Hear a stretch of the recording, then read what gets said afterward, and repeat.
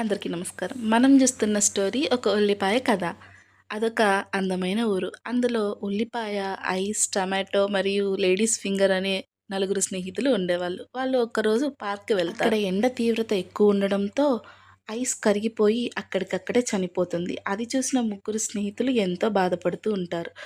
వాళ్ళు పార్క్‌లో ఉండగా బాగా బరువుగా ఉన్న ఒక అబ్బాయి అనుకోకుండా టమాటో మీద కాలు పెడతాడు. వెంటనే టమాటో కూడా అక్కడికక్కడే చనిపోతుంది. ఇదంతా చూసిన ఉల్లిపాయ ఏడుస్తూ ఉంటుంది.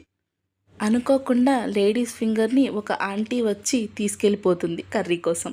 అలా పాపం ఉల్లిపాయ ఒక్కటే ఏడుస్తూ ఉంటుంది. ఇంతలో ఉల్లిపాయకి తను ఒంటరిదైపోయిందని ఎంతో బాధగా ఉంటుంది. అప్పుడు ఉల్లిపాయకి దేవత ప్రత్యక్షమై ఒక వరం ఇస్తుంది. మీ స్నేహితులందరూ చనిపోవడంతో నువ్వు ఒంటరైపోయావు. ఇకపై నువ్వు చనిపోతే అందరూ నీ కోసం ఏడుస్తారని వరమిస్తుంది. ఈ కథలోని నీతి.